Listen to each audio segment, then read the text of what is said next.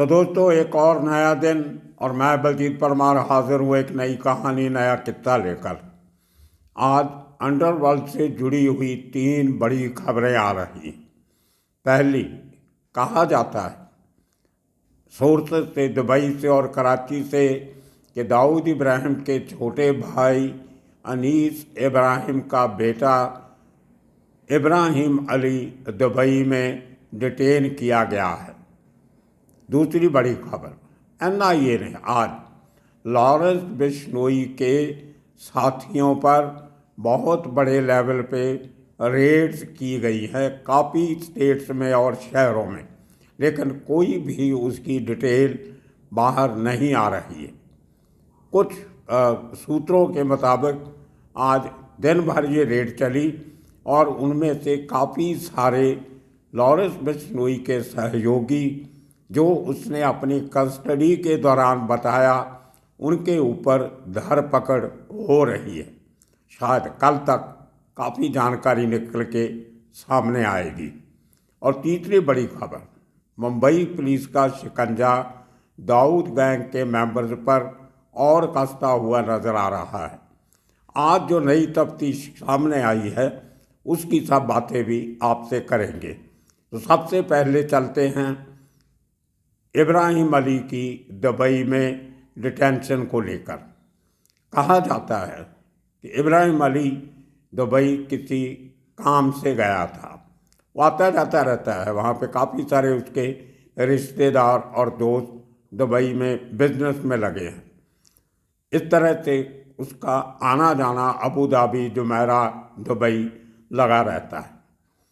सुनने को ये आया है कि पिछले दिनों सऊदी अरेबिया के एक बड़े शेख के साथ उसका कोई इंटरनेट के ऊपर कोई झगड़ा हुआ किसी बात को लेके, किसी बिजनेस डील को लेके।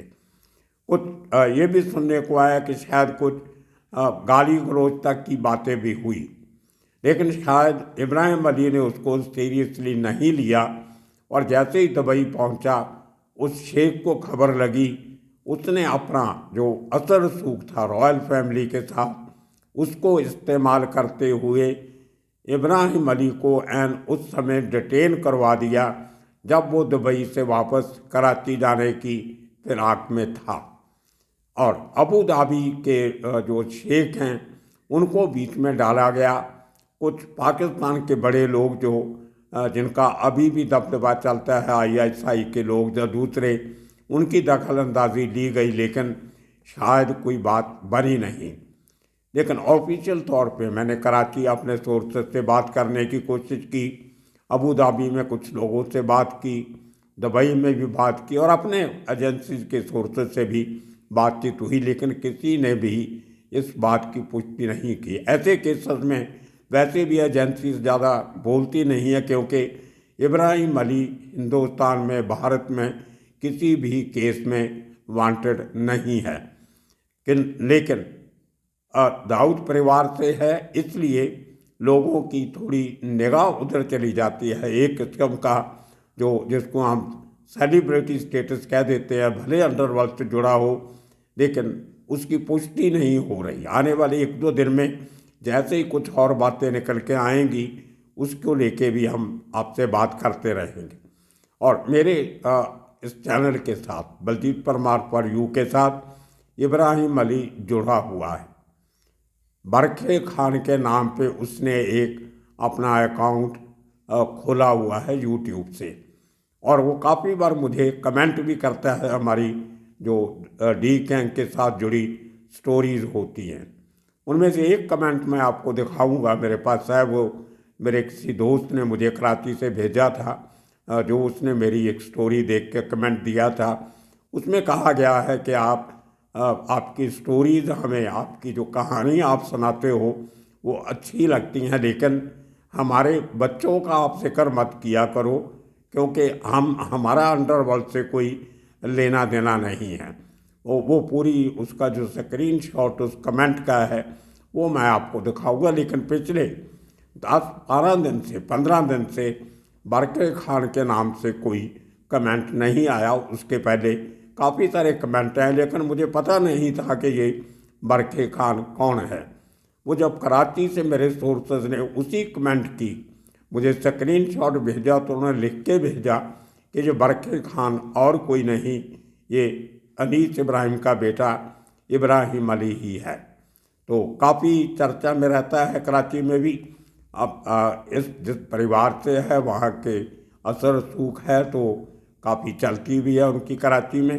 तो ये सब बातों को लेके बड़ा इंटरेस्टिंग होगा देखना आने वाले दिनों में कि आखिर दुबई में ऐसा क्या हुआ जो उसको डिटेन करना पड़ा। खैर, दूसरी खबर की तरफ बढ़ते हैं।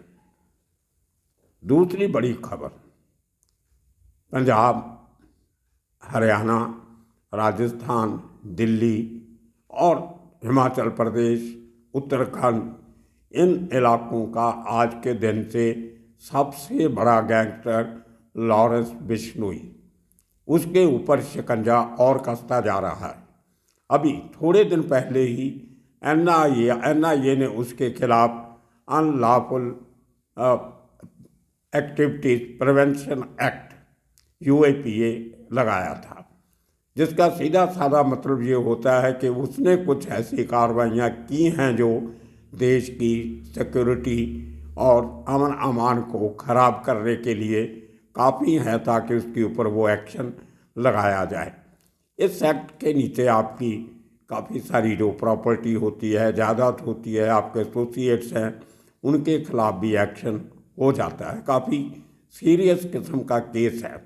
टाडा मकोका की तरह इसमें भी ज़मानत कम मिलती है, बहुत लंबी कानूनी लड़ाई लड़नी पड़ती है ये केस ख़त्म करवाने के लिए। तो जो शातिर क्रिमिनल होते हैं उनके खिलाफ अक्सर जब वो और किसी कानून के तहत कार्रवाई संभव नहीं होती तो उनके खिलाफ यूएपीए लगाया जाता है। खैर, तो ये छापों के दौरान जो बात सामने आई है, जो पहले लोग दबी जुबान में करते थे अब खुल के बोलने लगे। सूत्रों के मुताबिक लॉरेंस बिश्नोई के ड्रग रैकेट का बहुत बड़ा पर्दाफाश हुआ है। उसके बहुत से साथी जो बाहर बैठे हैं जेलों के, और कुछ जेलों के अंदर भी हैं, वहाँ से बैठ के वो जो बड़े लेवल पे ड्रग का धंधा करते थे उसका भंडाफोड़ हुआ है। उसके साथ इन्वेस्टिगेटर्स ने ये भी पाया कि ज़्यादातर हथियार जो लॉरेंस बिश्नोई गैंग के पास हैं वो पाकिस्तान से मंगवाए गए थे। तो ड्रग भी पाकिस्तान से आती है, हथियार भी पाकिस्तान से आते हैं, और पाकिस्तान में जो इनके साथ सबसे बड़े लोग जुड़े हुए थे उनमें से एक शख्स का रिंदा, हरविंदर सिंह रिंदा, उसका पिछले दिनों पाकिस्तान में कत्ल होना पाया गया था। उसकी कहानी भी अभी तक पूरी तरह निकल के बाहर नहीं आई। इसी तरह एक दूसरा इनका साथी संगेड़ा, वो इटली में मारा पाया गया। उसके मर्डर की पूरी कहानी भी अभी तक सामने नहीं आई।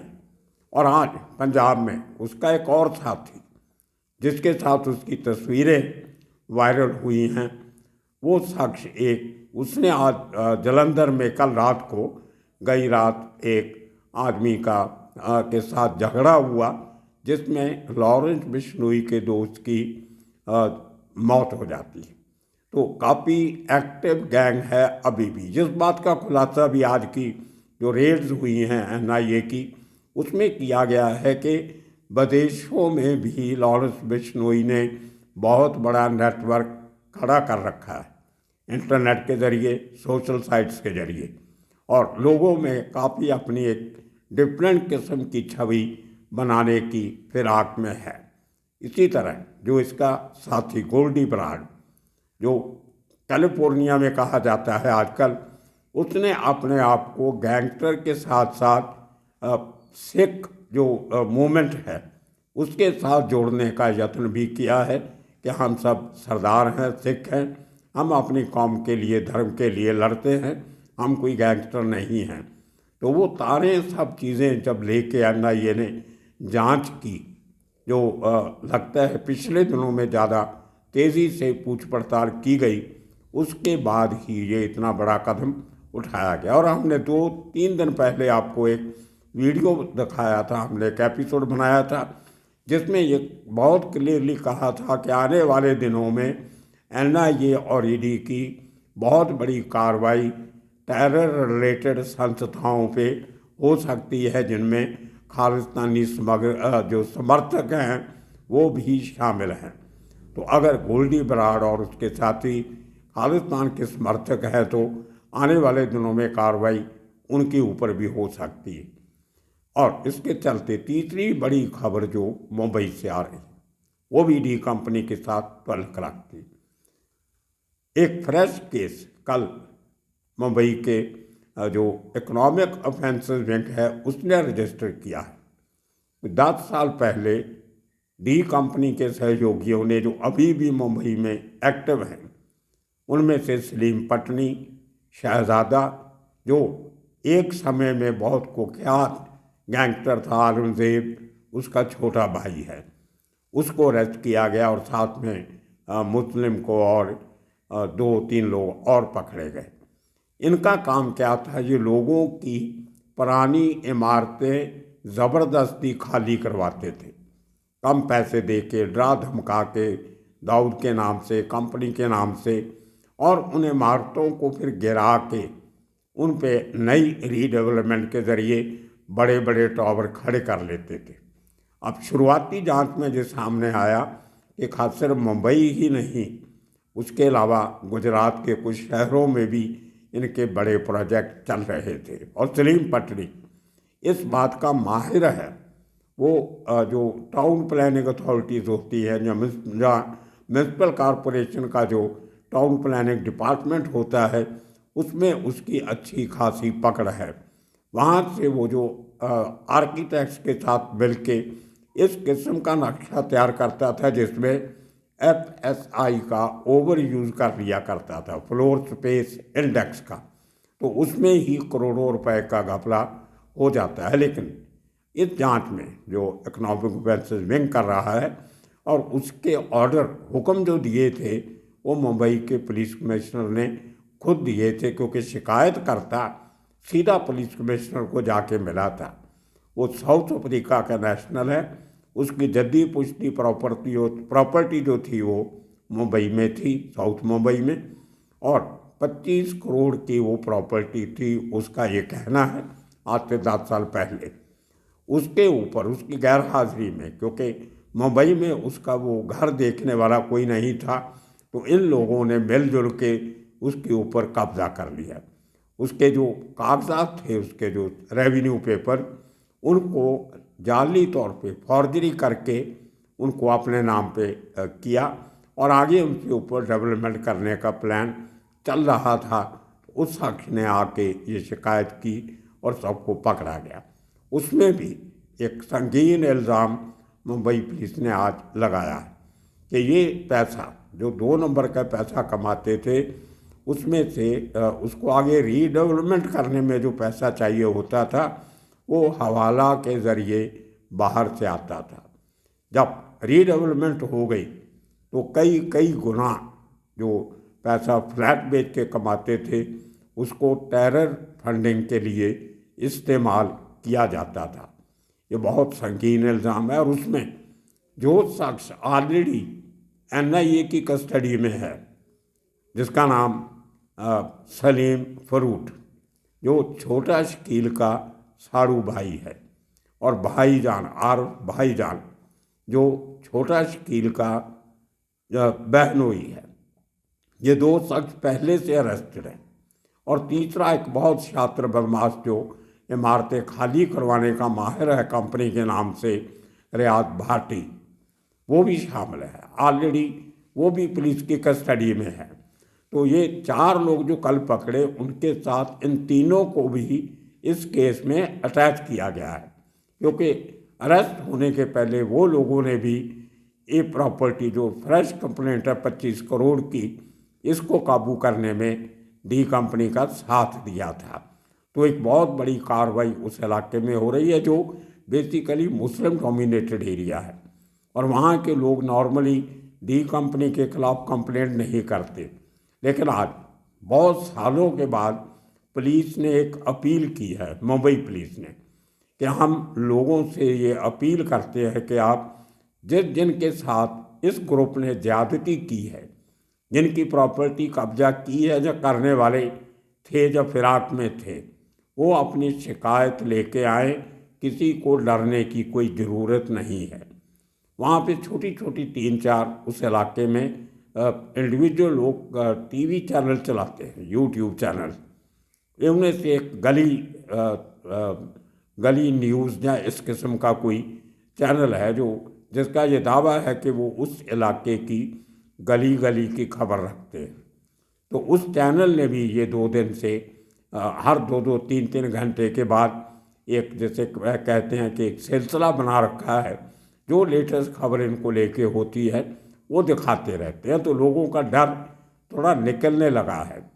लोग डी कंपनी के खिलाफ, उनके गढ़ में उनके खिलाफ बोलने लगे हैं, जो आज तक पहले कभी सुना नहीं था, देखा नहीं था। और इसके साथ जुड़ी बड़ी खबर ये है कि वो शख्स आलमजेब, जो समद खान का राइट हैंड था, पठान गैंग करीम लाला के साथ बहुत बड़ा सरगना था, डेयर डेविल था, और उसका भाई जो है, उन्होंने, आलमजेब ने और अमीर ज़ादा उसके दोस्त ने मिलके दाऊद के बड़े भाई साबिर का मर्डर किया था। लेकिन 86-87 में जब पठान गैंग का समझौता होता है दाऊद के साथ, तो उसके बाद ये जो उसके बचे हुए भाई थे आलमजेब के और अमीर ज़ादा के, वो तो मारे गए थे पहले। उनमें शहजादा भी एक था जो सब पठानों के साथ मिलके दुबई गए थे। वो किस्सा मैं आपको सुनाऊंगा।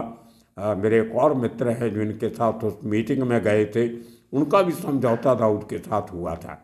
तो आमने सामने बैठ के पठान गैंग की और दाऊद की क्या बातें हुई थी, वो पूरा किस्सा आपको आने वाले 2-4 दिन में सुनाया जाएगा।